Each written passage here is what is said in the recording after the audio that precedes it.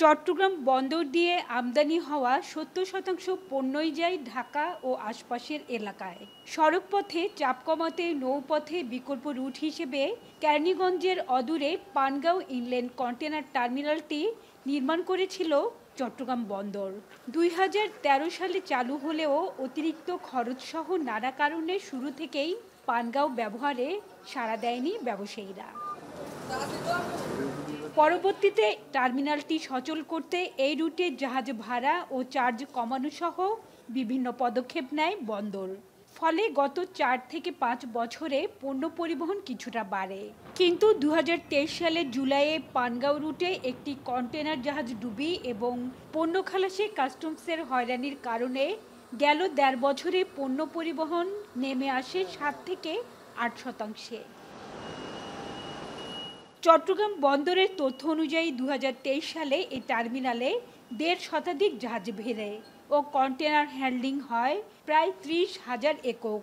অথচ ২০২৪ সালে জাহাজ ভিড়েছে মাত্র ২১টি আর কন্টেনার হ্যান্ডলিং হয়েছে মাত্র ২,৮৭৫ একক। এতে বন্দরের আয় প্রায় ১২ কোটি টাকা থেকে কমে ৩ কোটি টাকায় নেমে এসেছে। ২০২৫-এর মে পর্যন্ত ৫ মাসে জাহাজ ভিড়েছে মাত্র ৮টি আর কন্টেনার হ্যান্ডলিং হয়েছে মাত্র ১,০৪৪ টিউএস।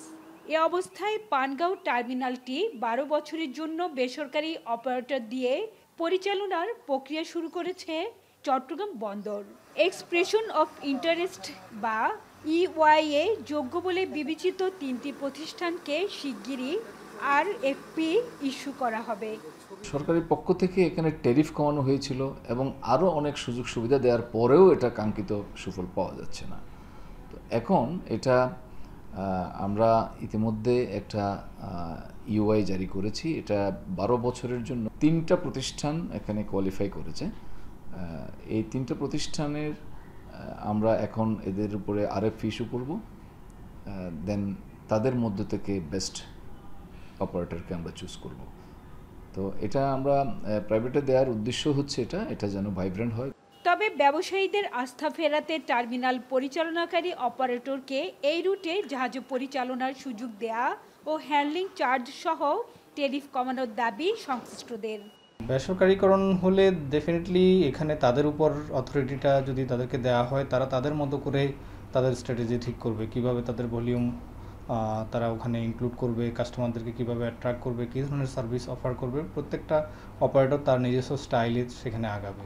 সেখানে বেসরকারীকরণের ক্ষেত্রে যেই জিনিসটাকে ফ্যাসিলিটেট করতে হবে সেটা হচ্ছে গভর্নমেন্টের যে ইনফ্লুয়েন্স বা প্রভাব ওদের উপর যদি থাকে, বিশেষ করে রেগুলেটরি প্রভাব, তাহলে হয়তো খুব বেশি এটা ফলপ্রসূ হবে না।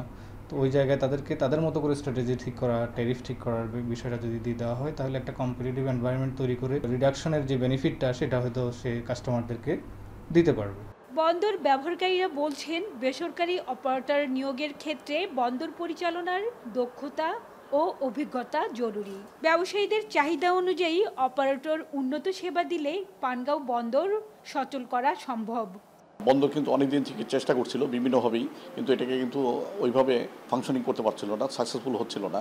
তো এখন যদি বন্দর এটাকে প্রাইভেটে দিয়ে যদি এটাকে এখান থেকে যদি একটা উপার্জন করতে পারে এবং যাদেরকে দেওয়া হবে তারা যদি দক্ষভাবে এটা হ্যান্ডেল করে, তাহলে আমরা মনে হয় দুটোকেই উইন উইন সিচুয়েশন থাকবে। বছরে প্রায় ১ লাখ টিউএস কন্টেনার হ্যান্ডলিংয়ের সক্ষমতা থাকলেও বর্তমানে সক্ষমতার ৯২%ই অব্যবহৃত থাকছে পানগাঁও নৌ টার্মিনালের। হাজেরা শিউলি, এখন চট্টগ্রাম। শাইনি চুলে এখন হবে সব হেয়ারস্টাইল। সিল্কোর দ্বিগুণ শাইনি চুল প্রতিদিন।